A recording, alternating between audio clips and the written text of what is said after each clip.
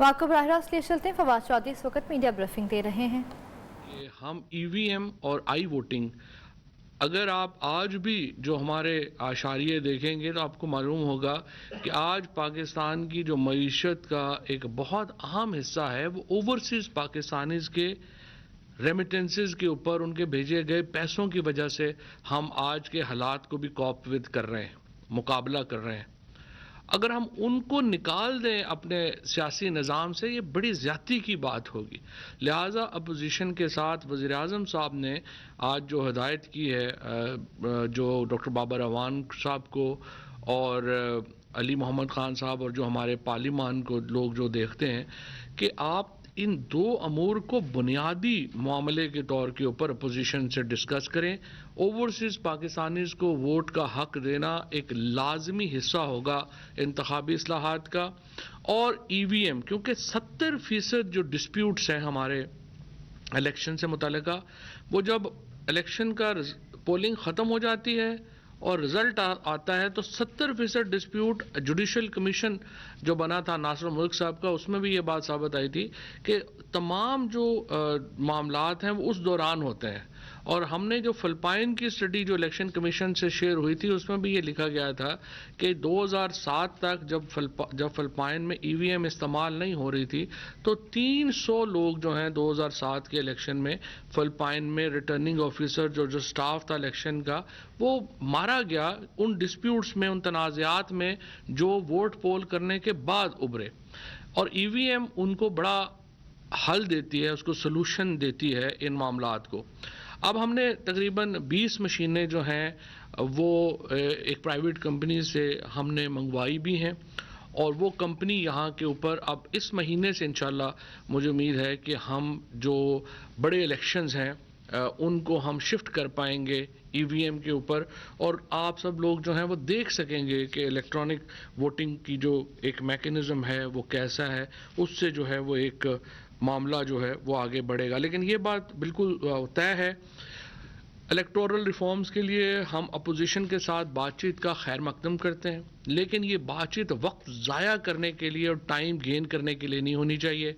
ये वह बातचीत जो है वो मामलात को आगे बढ़ाने के लिए होनी चाहिए और हम समझते हैं कि इन मामलात को कंक्लूड करना चाहिए।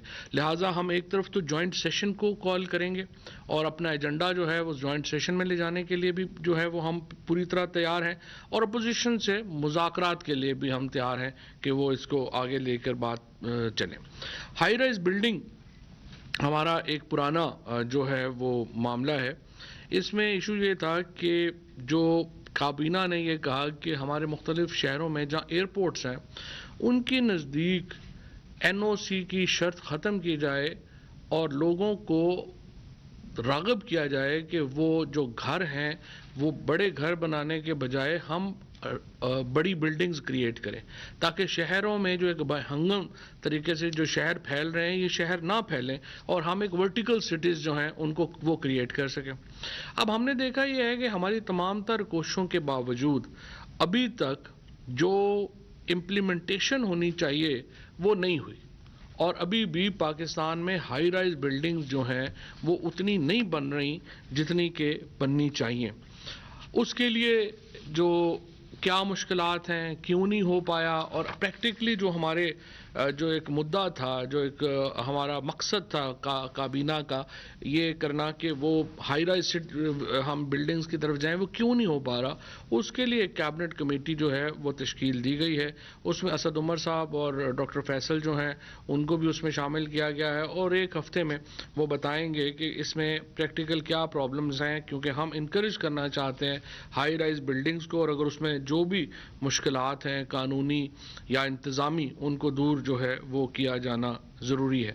इसके साथ साथ काबीना को उस खुशरबा स्कैंडल के ऊपर भी बताया गया जिसमें आपने देखा कि किस तरह से जो 1000 अरब रुपए की रकम जो है या उसमें फ़र्क आया, जो 2013 के ठेकों का रेट है वो तकरीबन डबल है आज 2021 के ठेकों से और NHA जो अब सड़कें बना रही है वो पर किलोमीटर 10-10 करोड़ तक सस्ती बन रही हैं जो 2013 में बन रही थी اور یہ تمام اس کے باوجود ہو رہا ہے کہ جو سڑک کا تمام مٹیریل ہے اس کی قیمت میں اضافہ ہوا ہے، اور اس کے اوپر جو کابینہ کو جو ہے وہ مراد سعید صاحب نے اور NHA نے جو کمیونیکیشن منسٹر ہیں انہوں نے اس کے اوپر جو ہے وہ بریفنگ دی ہے، اور اس کے لیے ایک لائے عمل جو ہے وہ طے کیا جا رہا ہے کہ یہ تمام لوگ جو کہ اس کرپشن میں شامل ہیں ان کو کس طریقے سے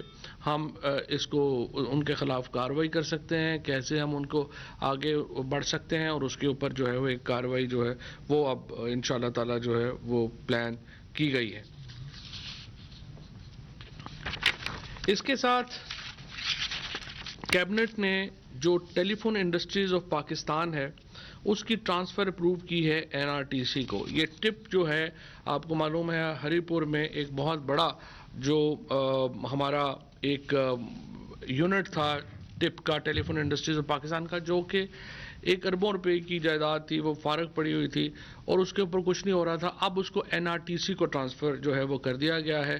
اس میں عمر ایوب صاحب نے بڑا کردار ادا کیا، زبیدہ جلال نے کردار ادا کیا، اور جب میں سائنس منسٹر تھا تو اس وقت پرائم منسٹر صاحب وہاں پہ تشریف لے کے گئے تھے۔ اس وقت ہم نے یہ تجویز پیش کی کہ یہ ٹیلی فون انڈسٹریز آف پاکستان کی زمین جو ضائع ہو رہی ہے اس کو NRTC میں دیا جائے، اور اب انشاءاللہ ہری پور کے نزدیک یہ جو NRTC ہے یہ ایک بہت بڑا ہمارا جو فیوچر ٹیکنالوجیز کا یونٹ ہے وہ یہاں پہ انشاءاللہ بنے گا، اور مجھے امید ہے جتنا اچھا کام NRTC ابھی کر رہی ہے وہ اب اس کو ٹیلی فون انڈسٹریز آف پاکستان میں بھی، اور جو ہماری ڈیفنس پروڈکشن منسٹری جتنا اچھا کام کر رہی ہے اور جس قسم کی ڈیفنس پروڈکشن میں ہم نے کیپیبلٹیز حاصل کی ہیں، اب اس جگہ کو بھی استعمال کر کے اس میں ہم مزید جو ہے وہ آگے جو ہے وہ اس کو ہم لا سکیں گے۔ اور اس کے ساتھ ساتھ یہ بھی ہے کہ جو تمام ملازمین وہاں پہ کام کر رہے تھے ان کا بھی جو نوکری ہے اس کو پروٹیکٹ کیا گیا ہے، اور وہ تمام 158 جو وہاں پہ ملازمین تھے ان کو اب NRTC جو ہے وہ جاب دے رہی ہے۔ کیبنٹ نے national action plan for business and human rights منظور کیا ہے۔ یہ پاکستان ایشیا میں پہلا ملک ہے جس نے یہ پلان منظور کیا ہے۔ ہیومن رائٹس منسٹری نے ڈاکٹر شیرین مزاری نے یہ جو پلان ہے نیشنل ایکشن پلان ہے یہ پیش کیا۔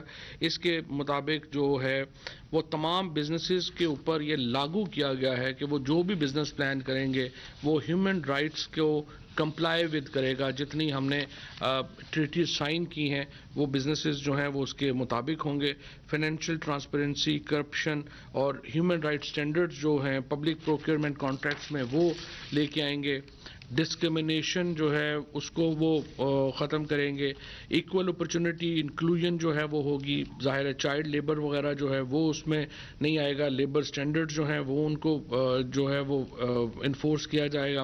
اسی طریقے سے ہیلتھ اور سیفٹی جو ہے اس کو انشور جو ہے وہ کیا جائے گا۔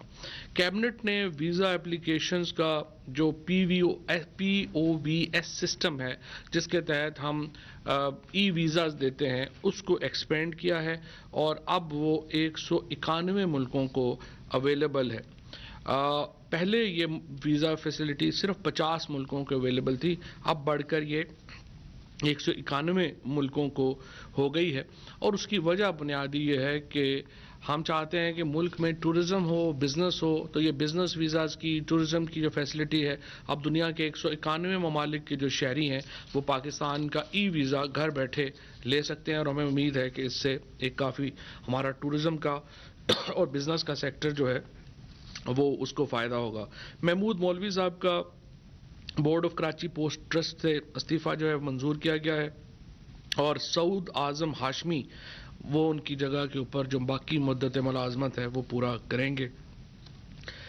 34 جو ڈرگز کی قیمتیں ہیں وہ ہائی کورٹ کے حکم کے اوپر جو پرائسنگ کمیٹی بنی تھی اس کے مطابق جو اوریجنیٹر برانڈز ہیں ان کی نئی قیمتیں جو ہیں وہ فکس کی گئی ہیں۔ 34 برانڈز ہیں یہ۔ اس کے ساتھ انڈونیشیا کو ہیومینٹیرین ایڈ کے لیے پینڈیمک میں جو ہے مدد وہ دی گئی ہے، اور اس کے لیے ہم نے انڈونیشیا کے لیے گڈ ول جیسچر ہے۔ انڈونیشیا ہمارا بڑا دوست ملک ہے، ہر دفعہ ہر مشکل میں انڈونیشیا ہمارے ساتھ کھڑا ہوا ہے، اور یہ پینڈیمک میں ایک ٹوکن ہم پاکستان کے عوام کی طرف سے انڈونیشیا کے لیے ایک محبت کا اظہار ہے جو کہ ہم ان کے ساتھ جو ہے رکھتے ہیں.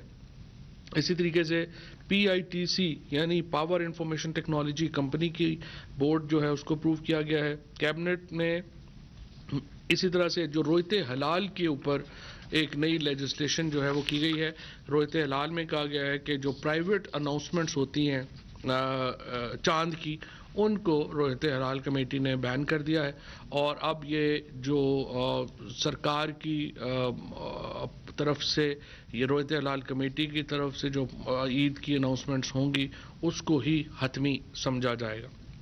اور اس کے فیڈرل گورنمنٹ کے علاوہ پروونشل اور ڈسٹرکٹ کمیٹیز جو ہیں وہ کانسٹیٹیوٹ جو ہیں وہ کی جائیں گی.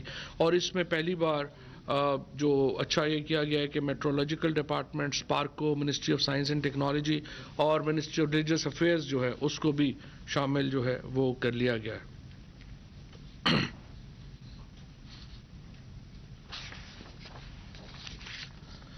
ECC کے جو فیصلے ہیں ان کو ریٹیفائی کیا گیا ہے, اور کیبنٹ نے اس کے ساتھ ساتھ جو انسٹیٹیوشنل ریفارمز کمیٹی کا ایجنڈا ہے اس کو ریٹیفائی کیا ہے. کیبنٹ کمیٹی آن CCOE کا فیصلہ جو ہے اس کو جو ہے ریٹیفائی کیا گیا ہے, اور لیجسلیٹو CCLC کے فیصلے جو ہیں ان کو ریٹیفائی کیا گیا ہے. اکنامک انڈیکیٹرز جو آج کابینہ میں پیش کیے گئے ان کے مطابق فارن ریمیٹنسز جو ہیں ان میں 5.4 بلین تک کا اضافہ جو ہے وہ دیکھا گیا ہے.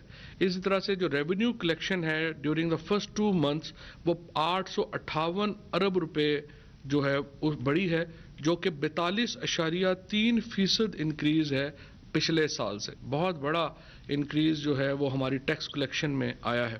اس کے ساتھ ایگریکلچر, مینوفیکچرنگ اور سروسز سیکٹرز میں بہت بہتر انکریز آئی ہے, اور فارن ایکسچینج ریزرو جو ہیں وہ ریکارڈ لیول کے اوپر یعنی 27.2 بلین کے اوپر جو ہیں وہ پہنچ گئے ہیں, جو کہ 36% کی انکریز ہے. ایکسپورٹس جو ہیں وہ بھی 35% ان میں اضافہ ہوا ہے, اور 4.6 ارب روپے جو ہے ان میں ڈالر ٹرمز میں جو ہے وہ اضافہ ہوا ہے. انفلیشن جو انٹرنیشنل جو امپورٹڈ انفلیشن ہے اس میں اضافہ جو ہے وہ یقینی طور کے اوپر ہے. تیل کی قیمتیں منڈی میں ایک بار پھر اس میں ایک اپورڈ ٹرینڈ ہے. اسی طریقے سے جو امپورٹڈ اکانومی ہے ہماری, جو چیزیں ہم امپورٹ کر رہے ہیں ان کی قیمتوں میں ڈیفینیٹلی اضافہ جو ہے وہ ہوا ہے. لیکن اس کے ساتھ ساتھ جو ہمارے انکم لیولز ہیں, خصوصاً جو ہمارے زرعی انکم لیولز ہیں وہ بڑے ہیں. کاٹن کی فصل پھر الحمدللہ اس بار تمام جو پچھلا سال ہے اس سے بہت بہتر ہماری کاٹن کی کراپ جو ہے وہ اس بار ہوئی ہے. اور اسی طرح سے جو باقی ہماری ایگریکلچر کراپس کی بھی اس وقت جو فیڈ آ رہی ہے وہ بہت اچھی ہے. تو ہماری جو دیہات کی اکانومی ہے اس میں تو بڑا واضح ایک نظر آ رہا ہے کہ وہ بہتری کی طرف جا رہی ہے. لیکن جہاں پہ شہروں میں جہاں امپورٹڈ چیزوں کا استعمال ہو رہا ہے اور ایون کھانے پینے میں ہو رہا ہے وہاں پہ یقیناً جو مہنگائی ہے وہ زیادہ ہے. تو یہ آج کے کچھ معاملات تھے. منسٹر صاحب, کل سے جو سب سے جو ہاٹ خبر بنی ہوئی ہے وہ لندن کا وہ فیصلہ ہے, اس کو لے کر مسلم لیگ نون کافی کامیابی کے اشارے آنے میں جا رہی ہے. اور کیا اس کابینہ کی میٹنگ میں اس سوال سے کوئی ذکر ہوا, اور اس کو حکومت کیسے دیکھتی ہے سارے سچویشن کو؟ اس میں میرا خیال ہے شہزاد اکبر صاحب نے ایک بڑی تفصیلی پریس کانفرنس آج کی ہے, اور اس میں انہوں نے یہ بتایا ہے کہ کس طرح سے دیکھیے یہ مس رپورٹنگ اور فیک رپورٹنگ اور پھر ایک موومنٹس کریٹ کرنا یہ بڑا میجر ایک پرابلم ہے. اور یہ عدالتی فیصلے کو جس طریقے سے پاکستان میں مسکنسٹرو کر کے پیش کیا گیا, اور ظاہر ہے اس کے اوپر جو ہمارا RIU یونٹ ہے انہوں نے آف کام سے بھی رجوع کیا ہے اور وہ اس کے اوپر کیس بھی فائل کر رہے ہیں. اور اس کے ساتھ ساتھ شہباز شریف صاحب کا جہاں تک بریت کا تعلق ہے, میرا یہ خیال ہے کہ اگر میرٹ کے اوپر روزانہ کیس چلا تو شہباز شریف اگلے 6 مہینوں میں کم از کم 25 سال کے لیے جیل جا سکتے ہیں جو قانون کہتا ہے. تو ہمیں امید ہے کہ یہ روزانہ کی بنیاد کے اوپر کیس چلے گا, تاکہ یہ جو جھنجھنے ہیں کبھی ایک خبر لگا کے اگلے دن خوشی کے شادیانے بجانا, کبھی دوسری خبر لگا کے جو ہے وہ پھر اس کو لڈو بانٹنا, یہ ختم ہو سلسلہ. اور پاکستان کے لوگ شریف فیملی سے خصوصاً پاکستان کے پیسوں کی ریکوری چاہتے ہیں. یہ ایک بڑا سنگل موٹو ہے اور اس کے اوپر عمل درآمد جو ہے وہ ہونا چاہیے. سر یہ بتائیے گا، آپ نے کہا کہ 20 مشینیں منگوا رہے ہیں کسی پرائیویٹ کمپنی سے، تو یہ کس کمپنی سے منگوا رہے ہیں اور کیا اسٹینڈرڈ وہ انشور کر رہے ہیں EVM کے حوالے سے؟ کاسٹ کیا ہوگی اگر اسی کو آگے لے کر جاتے ہیں پورے ملک میں الیکشن کے لیے؟ اور دوسرا یہ بتائیے گا کہ ابھی جب سے چوتھا پارلیمنٹری ایئر سٹارٹ ہوا ہے تو مسلسل 6 سیشن جو ہے وہ کورم کی نظر ہوئے ہیں، تو کیا وجہ ہے کہ گورنمنٹ کورم کو نہیں پورا کر پا رہی ہے؟ اس کے اوپر کوئی بات ہوئی ہے آج کابینہ میں؟ دیکھیے، پہلی بات تو یہ کووڈ کی وجہ سے ایک ماحول ہے، زیادہ تر لوگ جو ہیں اسپیشلی پارلیمنٹ میں بہت سارے جو بزرگ لوگ ہیں وہ تو ویسے ہی جو ہے وہ تھوڑا اوائڈ کر رہے ہیں. سو کووڈ کی وجہ سے ایک سچویشن ہے. میری تجویز تو اسپیکر صاحب کو یہ ہوگی کہ کووڈ کے دنوں کے لیے آپ کورم کا رول سسپینڈ کر دیں اور اجلاس جو ہے اس کو چلائیں. پوری دنیا میں اس وقت آپ اگر برطانیہ کی آپ پارلیمنٹ کو جا کر کے اپنی ان کی لائیو پروسیڈنگز دیکھیں تو آپ کو نظر آئے گا وہاں 4-4 5-5 لوگ بیٹھے ہوئے ہیں. تو یہ ہمارے ملک میں پتہ نہیں یہ کیوں ضروری ہے. اور ویسے اسپیشلی جب تمام لوگ ٹیلی ویژنس کے اوپر دیکھ سکتے ہیں، پروسیڈنگز دیکھ سکتے ہیں، تو میرے خیال میں تو یہ رول سسپینڈ کر دینا چاہیے اور ہمیں آگے چلنا چاہیے بغیر اس کے جو معاملہ ہے. دوسرا جو آپ نے بتایا کہ جو کمپنی جو کر رہی ہے، فی الحال تو یہ کمپنیز جو کر رہی ہیں یہ فری کر رہی ہیں اور ان کا ہم پیسے نہیں دے رہے ہیں. یہ خود ہی آ کے ڈیمونسٹریشن جو ہے وہ کریں گی اور اسی میں ہی آپ کو سیفٹی سٹینڈرڈز کا اور ان چیزوں کا بھی پتہ چل جائے گا. سر سروسز نیشنل پورٹل لاہور والا معاملہ اور ایویشن پالیسی، ان پر کیا کچھ ہے؟ نہیں، جو سروسز ہوٹل کا معاملہ تھا وہ تو کیبنٹ کمیٹی آن پرائیویٹائزیشن کو بھیج دیا گیا تھا، کیونکہ سینٹ نے کی جو کمیٹی تھی اس نے اعتراض یہ کیا تھا کہ اس کی قیمت زیادہ ہونی چاہیے، اس کی قیمت جو ہے وہ کم ہے. کیبنٹ تو ظاہر ہے اس کا ہمیں تو نہیں پتا کہ اس کی جو پرائس ہے وہ کیا ہے، کیسے ہونا چاہیے، تو ہم نے تو اس کو بھجوا دیا تھا کیبنٹ کمیٹی آن پرائیویٹائزیشن کو کہ وہ اپنا دیکھ لیں. اگر وہ قیمت صحیح ہے تو ان کو دے دیں، اگر نہیں صحیح تو آپ اس کو ری آکشن میں جو ہے لے جائیں. اور دوسرا پرابلم یہ تھا، ہائٹ کا پرابلم آ رہا تھا. پرائیویٹائزیشن کمیشن نے جو نیلام کیا ہے وہ 245 فیٹ کے اوپر کیا ہے، لیکن جو کیبنٹ کمیٹی آن پرائیویٹائزیشن جو سینٹ کی کمیٹی تھی اس میں کہا گیا کہ نہیں، ہائٹ جو ہے وہ 550 سے زیادہ ہے. تو وہ انہوں نے کمپیریزن کرنا تھا کہ اصل ہے کیا. اگر 245 فیٹ پہ جا سکتے ہیں تو ظاہر قیمت اور ہوگی، 5.5 پہ جا سکتے ہیں تو قیمت اور ہوگی. اور دوسرا جو ایویشن کا ہے وہ آج فوکس ہائی رائز بلڈنگ کے ایویشن کے اوپر رہا، اور یہ رہا کہ ایویشن کا NOC کی ضرورت نہیں ہونی چاہیے اگر کابینہ یہ فیصلہ کر دیتی ہے کہ وہ اس کو ہم نے آگے لے کے چلنا ہے.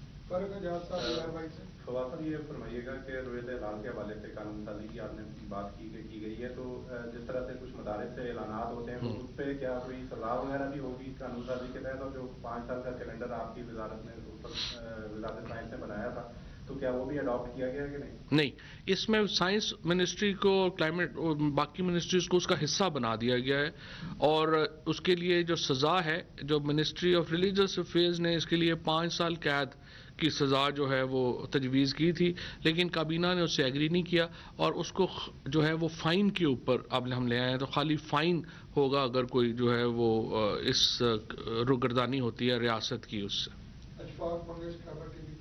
منسٹر صاحب یہ بتائیں، انفلیشن کے حوالے سے آپ نے بتایا، عالمی منڈی بات کے حوالے سے آپ نے ذکر کیا کہ قیمتیں بڑھ رہی ہے، کیا مزید تیل کی قیمت میں بڑھنے کا خدشہ؟ اور دوسرا یہ کہ مہنگائی کے حوالے سے کابینہ میں ہر وقت غور کیا جا رہا تھا، اس دفعہ کیا ہوا ہے؟ اس دفعہ بھی ہوا ہے. جب مہنگائی کے حوالے سے جو ہے وہ رہتا ہے، لیکن ہمارا ماننا یہ ہے کہ اس وقت جو مہنگائی ہے وہ ایک خاص سیگمنٹ کو زیادہ جو ہے وہ کر رہی ہے، جو ہماری سیلریڈ کلاس.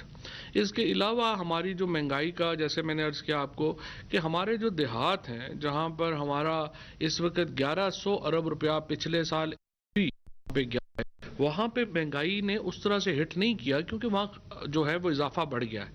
جو شہر ہیں خصوصاً فار ایگزامپل ہمارے جیسے میڈیا ورکرز ہیں، ان کی تنخواہوں میں اضافہ نہیں ہوا ڈسپائٹ دا فیکٹ کہ پچھلے 3 مہینوں میں ہی 75 کروڑ روپیہ دیا میڈیا آرگنائزیشنز کو، وہاں پہ تنخواہوں میں اضافہ جو ہے وہ نہیں کیا.